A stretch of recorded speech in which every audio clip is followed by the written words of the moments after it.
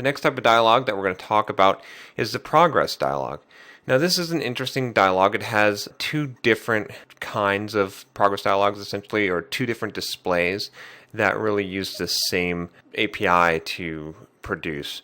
One is the spinner, which you can see is a little spinner like the Windows 7 donut that goes around and you can display a message.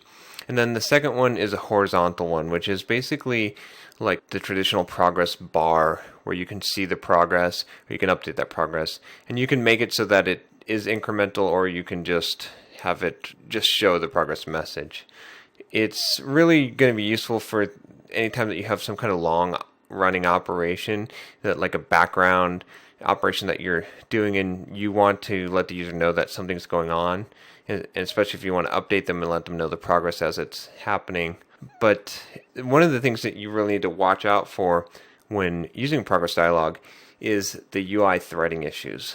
When you display this dialog up, and we'll talk about this some more when we actually go into the demo of creating the Progress Dialog, you need to be careful about not locking up the UI and making sure that you have some way to dismiss the dialog and still show it and do your work in the background. So that's an important consideration when considering using the progress dialog.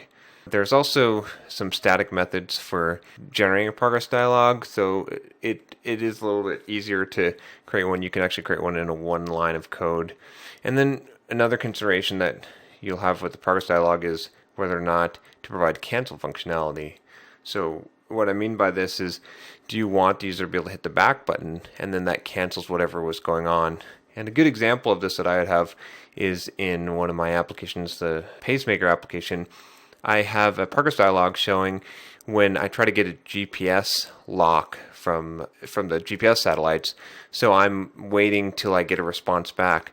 Well, if I never get a response back for some reason, say the phone's malfunctioning and it doesn't connect to GPS, or GPS satellites are not available, if I don't provide some method for the user to cancel hitting the back button to cancel it and then stop trying to get the GPS, it's just going to hang the app and they're going to be stuck there. So you really want to consider that when working with a progress dialog.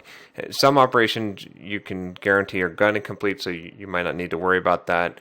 But if it's something that you're not sure of, you're going to want to make sure that you hook up a cancel.